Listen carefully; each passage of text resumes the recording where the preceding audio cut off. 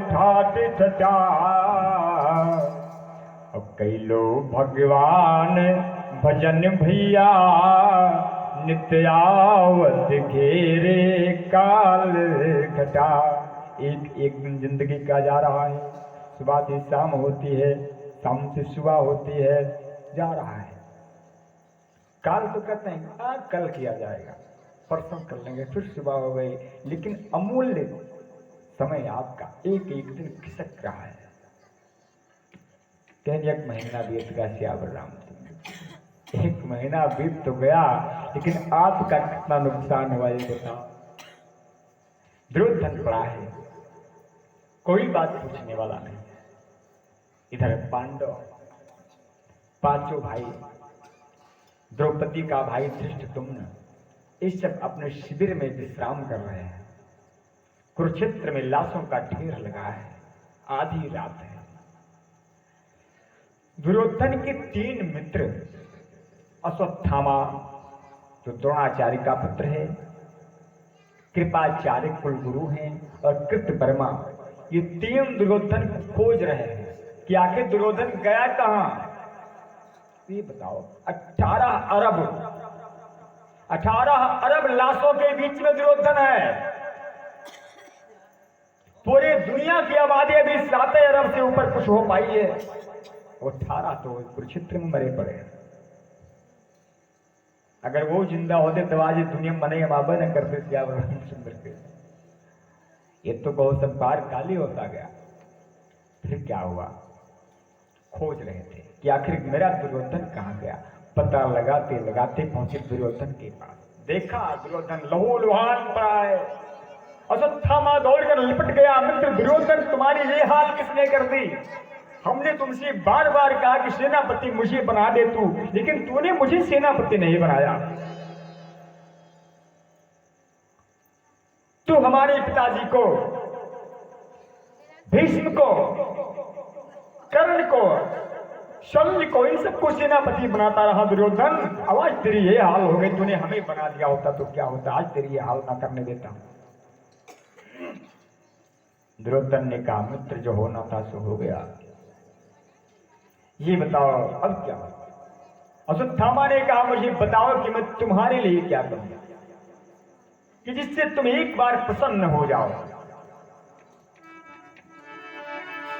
एक बार मुस्कुरा दो, एक बार मुस्कुरा दो मेरे दोस्त, चलते चलते मेरे दोस्त, चलते चलते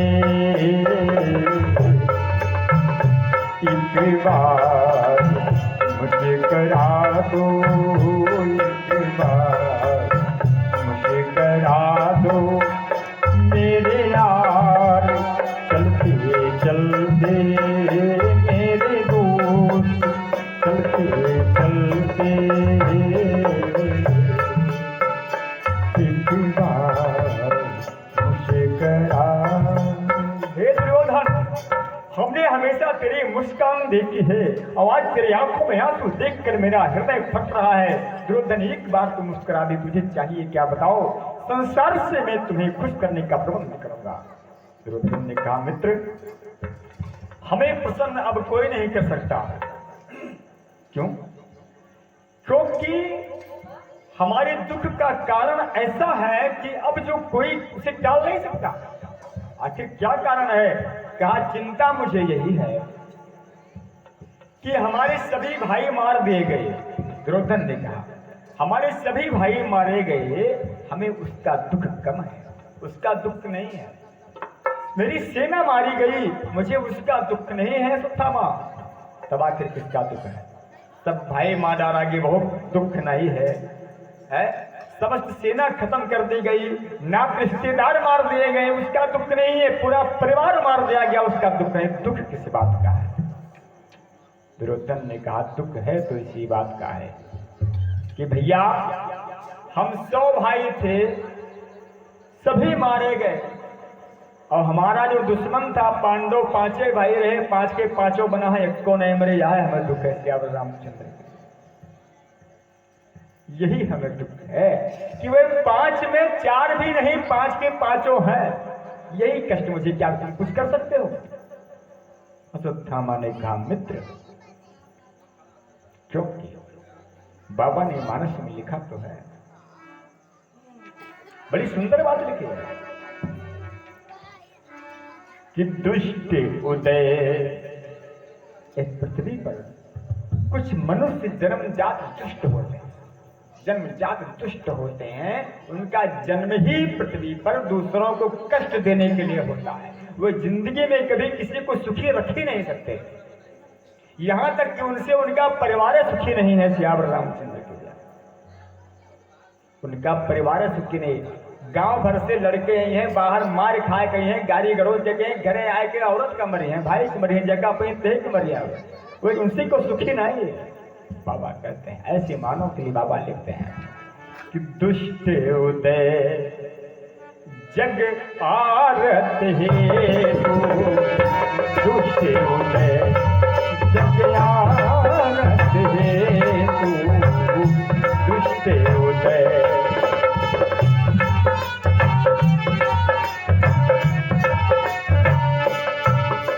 दुष्ट उदय जग आरत हेतु, वो था दुर्योधन। सभी लोग मारे गए, कोई दुख नहीं। कहता है पांडव जो बच गए हुए इसका दुख है। बोल हनुमान जी महाराज की। मैंने कल कहा था कथा के बीच में हनुमान यही बैठे हैं, गलती मत करो बोल करके। आप लोग बोलिएगा नहीं कोई, और ज्यादा बोले इच्छा हो तो पहले आप लोग बोल लो, 5 मिनट का मौका दे दीजिए आप रामचंद्र के, जब हम बाद में बोल दे। इसलिए शांत रहियो, पूरा दिन बोल करके आए हो, इसीलिए हम कथा थोड़ा देर में शुरू करते हैं कि खूब बोल लो अपने घरे तब आओ। बोल हनुमान जी महाराज की। और यहाँ आके हमका बोले दो भैया, जब जयकारा बोले कहा तो कुछ से खाइन का नहीं आए, उस बरबर लगाए रहो, क्यों ऐसा? बोल राधा कृष्ण भगवान की। कि देख तेरे संसार की हालत क्या हो गई भगवान, कितना बदल गया इंसान, कितना बदल गया इंसान। देख तेरे संसार की हालत क्या हो गई भगवान, कितना बदल गया इंसान, कितना बदल गया इंसान।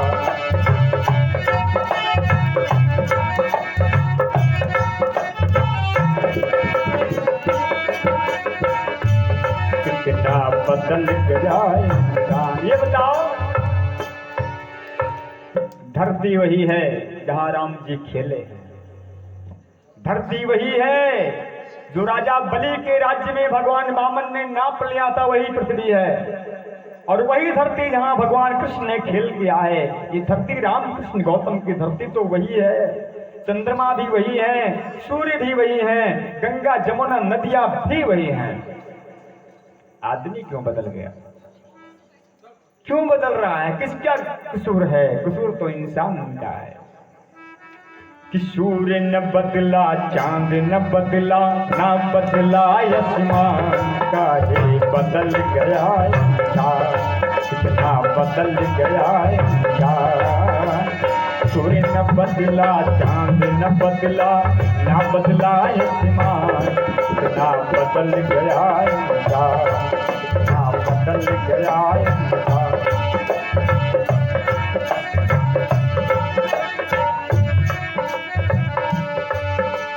आया समय बड़ा बेढंगा, आज आदमी बना लफंगा। आया समय बड़ा बेढंगा, आज आदमी बना लफंगा। छल कपट के हाथों अपना बेच रहा ईमान, कितना बदल गया इंसान, कितना बदल गया इंसान। एक तेरे संसार की हालत क्या हो गई भगवान, कितना बदल गया इंसान। अरे भाई, बंटवारा एक पहेली है बंटवारा एक पहेली है जो बटते बटते बटी नहीं। ध्यान देना, बंटवारा एक, ये धरती कितना दिन से नापी जा रही है, लेकिन धरती वही है, नापने वाले चले गए। बंटवारा एक पहेली है जो बटते बटते बटी नहीं, और सब रोज नापते रहे मगर वसुधा की सीमा घटी नहीं। बोल सच्चिदानंद भगवान की। कब्जा चाहे जो कर लिया हो, लेकिन वो तो उतनी ही है, बांटो किसको बांटना। तो आओ, अश्वत्थामा ने कहा मित्र दुर्योधन तुम मत घबराओ, ये बताओ कि पांडवों का देखे तुम्हें चिंता है? कहें हाँ भैया। तो कहीं तो पांडवों का अगर मार दे तो खुश हो जाओ। दुर्योधन ने कहा तो उतनी अपार खुशी हमें कहाँ मिले, लेकिन ये संभव कैसे हुए भैया? पांडव मार के पाए, अश्वत्थामा कहीं जान लो मर गए हुए। मौका दो, हमें आज्ञा दे दो, बस कहीं चला जाते हो भैया, एक जन का मार के लाओ दिखा देते तो बातें बन जाती। हमें राज्य करने की अब कोई अभिलाषा नहीं है, क्योंकि हम राज्य किनके बीच में करें? जिनके लिए हम राजा बनते वो तो सब मारे जा चुके। अब राज्यवाद नहीं चाहिए, बस एक खुशी जीवन को मिल जाती कि एक को पांडव मारे जाते। जा, अश्वत्थामा चल पड़ा, इधर से चला अश्वत्थामा, उधर देखो क्या होता है।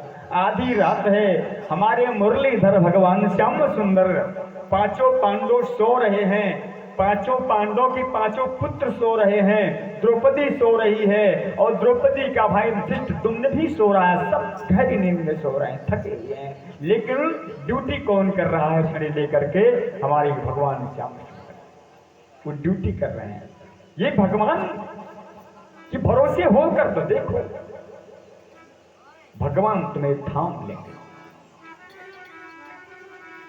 भगवान तुम्हें थाम लेंगे। अरे भाई पांडवों ने तो कह दिया प्रभु अब सौंप दिया इस जीवन का सब भार तुम्हारे हाथों में, अब सौंप दिया इस जीवन का सब भार तुम्हारे हाथों में, अब सौंप दिया इस जीवन का।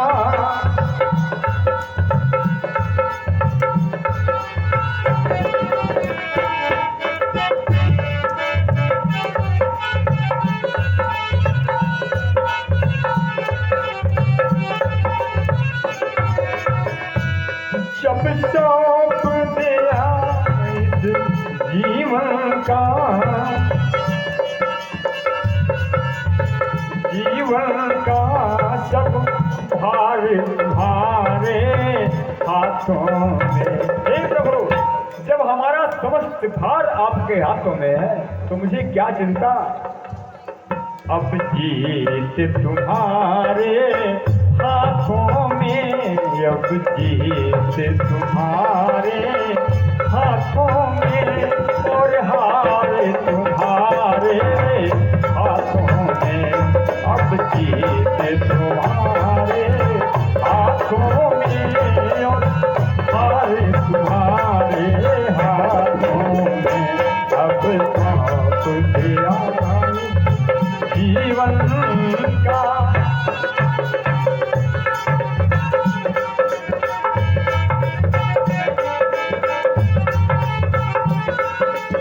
पांडव सो रहे, भगवान समझ गए कि घटना घटने जा रही है। क्या होगा भाई? अश्वत्थामा भी पिता का बदला लेने जा रहा है कि द्रौपदी के सगे भाई धृष्टद्युम्न ने उसके पिता द्रोणाचार्य को मार दिया है, तो पिता का बदला भी जरूरी है, कि सौगंध खाली है उसने कि बाप का बदला लूंगा। भगवान को यह भी देखना है, क्योंकि प्रतिज्ञा में स्वयं भगवान वास करते हैं, और इधर जो प्रतिज्ञा करी है कि पांडवों को मारेंगे वो हो ही नहीं सकती, पूरी नहीं हो सकती। भगवान क्या करे, सोच रहे। अश्वत्थामा आ रहा है, भगवान ने जगाया पहले युधिष्ठिर को, ए भैया, ए दादा उठो। युधिष्ठिर को भगवान दादा कहते थे, बड़ा भाई है, बुआ के लड़के हैं और बड़े हैं सबसे, तो उन्हें दादा कहते थे। भीम को भी दादा कहा भगवान ने, ये दादा उठिए भीम। अर्जुन तुम भी उठो, अब से उठे। केशव क्या हो? आधी रात को आप सोए नहीं, भगवान ने कहा मुझे नींद नहीं आ रही है, उठो। सही बात बताते नहीं भगवान, मुझे नींद नहीं आ रही है, तो उठो पांचों लोग। युधिष्ठिर, भीम, अर्जुन, नकुल, सहदेव पांचों भाइयों को जगा लिया भगवान। कहा क्यों सो रहे हो, आधी रात बीत गई है, महाभारत समाप्त हो गया है, सुबह विजय का उत्सव मनाना है, तो चलो कहीं चल करके विचार करें कि सुबह कौन कौन सी उत्सव को मनाएंगे, तुम लोग सोकर रात बिता दो। सही बात नहीं बताई, ठीक है कैसे?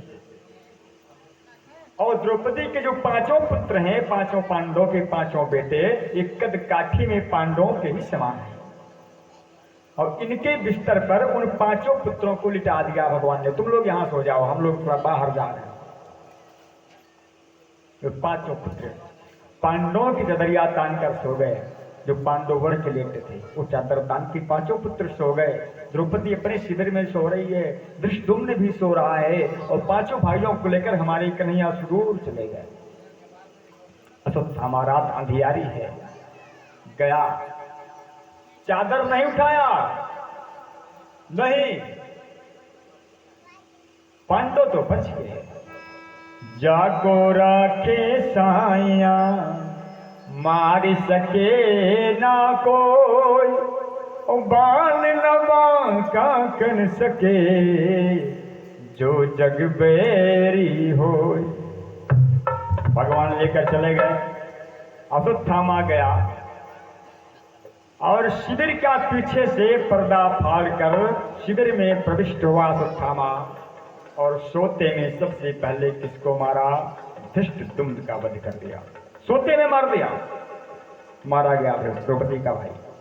और इसके बाद अश्वत्थामा गया, देखा पांचों बिस्तर पर पांडवों के ही समान वो पांचों पुत्र लेते हैं, जो चदरिया तान के लेते हैं, मुंह नहीं दिखाई पड़ रहा है, कद काठी पांडवों जैसी है।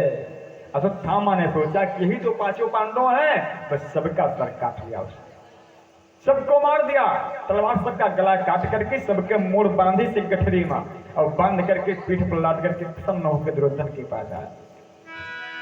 द्रौपदी को पता नहीं लगा, दुर्योधन के पास आया और कहा, दुर्योधन प्रसन्न हो जाओ मेरे मित्र, तुम्हारा काम हो गया, मैंने सबको सफाया कर दिया।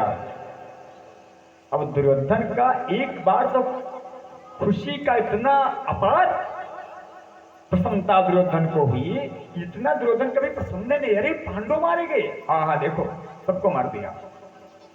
दुर्योधन के आगे जब रखा, गठरी को खोला, पांचों पांडवों का सर समझ करके अश्वत्थामा ने गठरी को खोला, तो दुर्योधन तो सबको पहचानता था ना, भतीजा थे सब, भाई जो पांडवों के पुत्र होगी उसके भतीजे तो थे, एक परिवार की बात थी, सबको पहचानता था दुर्योधन। तो क्षण में प्रसन्न हुआ, और उसके बाद जब सर को देखा, दुर्योधन बड़े जोर से चिल्ला करके रोया, बोला, मूर्ख अश्वत्थामा, तूने ये क्या किया? मेरी शत्रुता हमारे भाई पांडवों से थी, वो चाहे जैसा भी है, हमारे भाई तो थे, मेरे शत्रु हैं, वो मारे जाते तो हमें कोई बात नहीं, हम तो प्रसन्न होते, लेकिन तुमने तो हमारे आगे जो हमारा पिंडदान श्राद्ध करने वाले थे उनको भी तूने समाप्त कर दिया। अरे पांडवों के बाद हमारा बैर समाप्त हो जाता, मेरे सभी पुत्र मारे गए, सभी भाई मारे गए, हमारे खानदान में दीपक कौन जलाएगा? मूर्ख अश्वत्थामा, तूने तो अनर्थ कर दिया, तूने मेरा खानदान खत्म कर दिया, कुरुवंश ही समाप्त